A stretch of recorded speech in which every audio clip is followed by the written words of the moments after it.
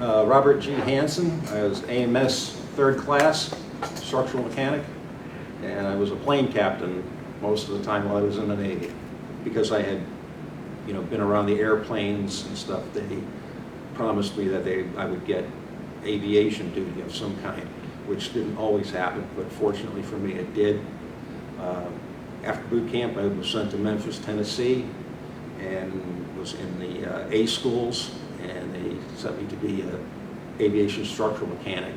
So they teach you about aircraft, basic aircraft surfaces and basic tools, which I had a pretty good understanding of, little wrenching on my cars at home and that kind of stuff.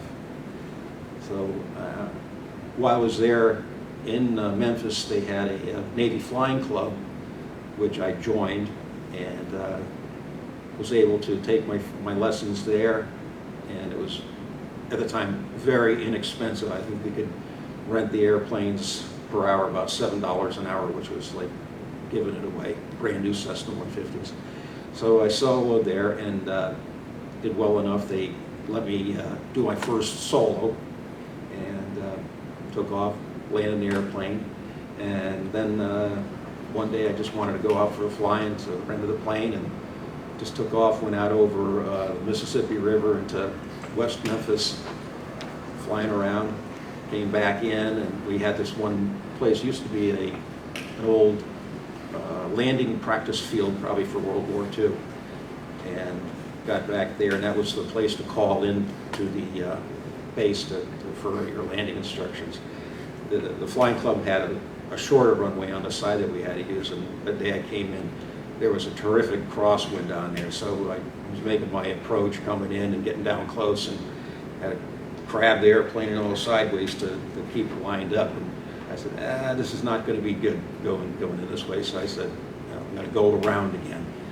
The control tower says, Tiger, or whatever the number was, what's your intention? I said, I'm going around, make another approach. That time I got in, straightened it out, and got home safe.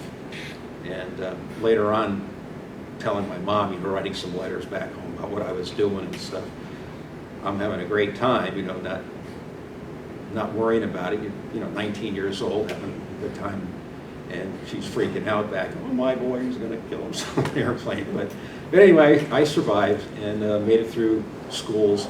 And my first assignment was I was sent to VA 174, which was the A7 Corsair training squadron in Cecil Field in Jacksonville, Florida. My experiences going to Jacksonville those 2 years, the people that I met, was really a good time. I met some really good friends there. We had a lot of fun going to Gator Bowl game, and had a girlfriend down there. Went down to St. Augustine, out to the beaches and stuff. So that was a very good time. But then when we transferred into the Sea Squadron, then I was in the real Navy out there. And I went in there, and of course, being the E3, fresh out of camp, you always get sent either compartment cleaning, mess cooking, some kind of duty like that, the new guys. And I went to the shop for the first week, and they said, we're sending you to the detachment at Yuma, Arizona, where we did our bombing practice. The pilots would set a detachment out of airplanes, support people, to take care of it, and the thing. So, yeah, we're sending you you're going to be hangar support in Yuma for the next 2 months or something. Okay, so I went out there, and that was my first time out to the western part and in the desert, so that was pretty interesting. While I was there, happened to be another guy that was stationed there on the Navy part, had a little Volkswagen Bug, so after hours, got off, we would go into the town to the drive-in movie theater, and the seats came out of the bus, we put them down in the front, put our cooler of beer there, and sat outside watching the movie. So that was fun. It was a whole different place, very warm. After that was over, I came back to Cecil Field, and I thought, okay, I'm going to go into the shop now. I'm going to start working on airplanes. And one of the guys from upstairs said, you're not going to work in the shop. We're sending you to the line division. You're going to become a plane captain. I said, oh man, I want to work on airplanes. So, okay, so I went to the line, and actually it was a good thing, because that's where the action was. Pilots coming through, airplanes coming and going, help strapping pilots in, for their flights, meeting them, doing the inspections on the airplanes, fueling them up when they came back from their flights. So that was fun.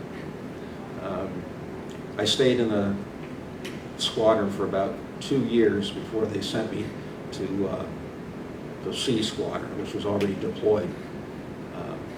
While I was there, I consider that kind of my college years, my college education. Very fortunate. I joined the flying club again in Furlong Field, the Navy Flying Club. And the instructor pilot was a lieutenant, which I didn't know at the time, that just came back from Vietnam, and he was giving me instruction pilot. So I got checked out in those airplanes, and I soloed again, and he invited me to a party at their apartment complex one night. So I get over there a little early, and anyway, the long story short, I got to be good friends with him and his roommate, who had also just come back from Vietnam. And I still maintain a close relationship with him. His parents happen to live in Woodbridge, Connecticut, not far from me.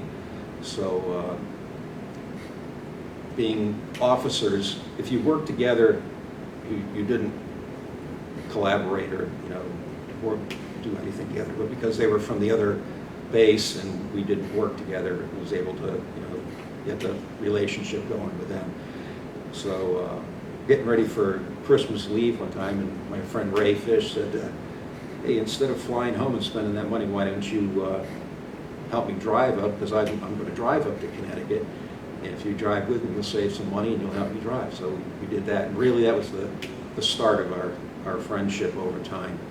And did that, and got back, finished out my time in Cecil with the training squadron, and then I got transferred to VA 82, which was already deployed on the America in the Mediterranean.